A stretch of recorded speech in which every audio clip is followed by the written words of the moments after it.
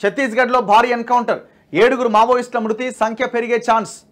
మావోయిస్టులకు నిజంగా చాలా దారుణమైన దెబ్బలు తగులుతూ ఉన్నాయి. లాస్ట్ 4 monthsగా 100కి పైగా మరణాలు. దీంతో 100 దాటిపోయింది.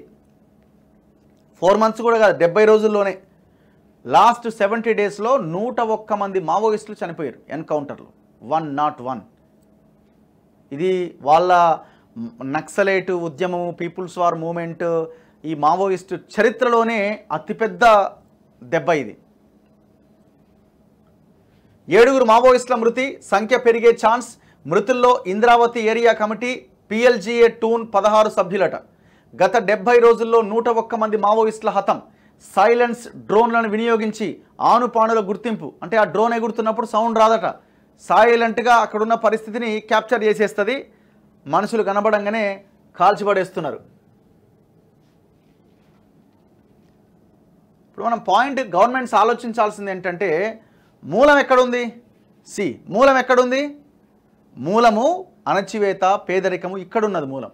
ఈ మూలాన్ని కనుక మనం నిర్మూలించగలిగితే అసలు ఈ మావోయిస్టు, నక్సలేట్ ఈ పదాలే వినబడవు. మీరు దాన్ని ఛేదించండి. ఆర్థిక అసమానతలు ఉన్నాయి ఈ దేశంలో, వాటిని ఛేదించండి, వాటిని సమానత్వం దిశగా ముందుకు తీసుకెళ్లే ప్రయత్నం చేయండి. అప్పుడు ఈ ఎన్కౌంటర్లు ఇవన్నీ అవసరం కూడా ఉండదు. ఎక్కడుంది వార్త?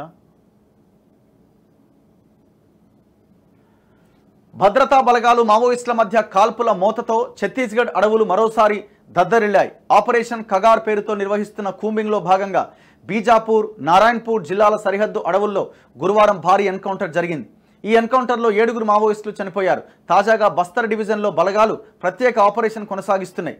ఈ క్రమంలో బీజాపూర్, నారాయణపూర్ జిల్లా అడవుల్లో మావోయిస్టు పార్టీకి చెందిన Indravati area committee, PLGA platoon 16 battalion సభ్యులు ఉన్నట్లు పోలీసులకు సమాచారం అందింది. బీజాపూర్, నారాయణపూర్, దంతెవాడ జిల్లాలకు చెందిన TRG, FTF, STF, బస్తర్ ఫైటర్స్కు చెందిన 800 మంది బలగాలు బుధవారం సాయంత్రం నుంచి సరిహద్దు అడవుల్లో కూంబింగ్ చేపట్టాయి.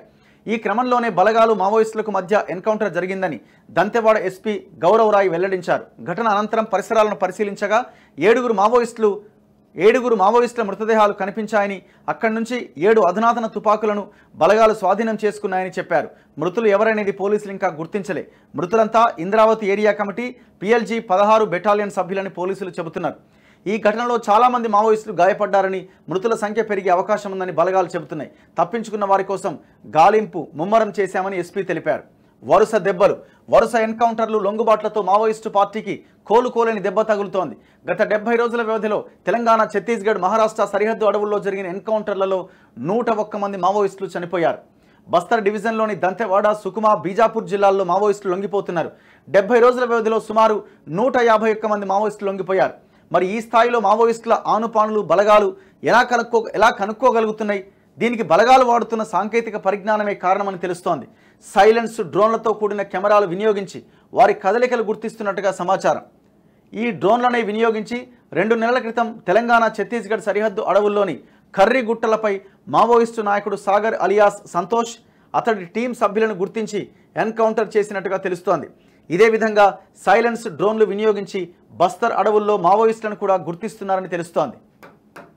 సో అత్యాధునిక టెక్నాలజీ అందుబాటులోకి వచ్చింది. దాన్ని ఉపయోగించి మావోయిస్టులని ఎన్కౌంటర్ చేస్తున్నారు పోలీసులు, ప్రభుత్వాలు.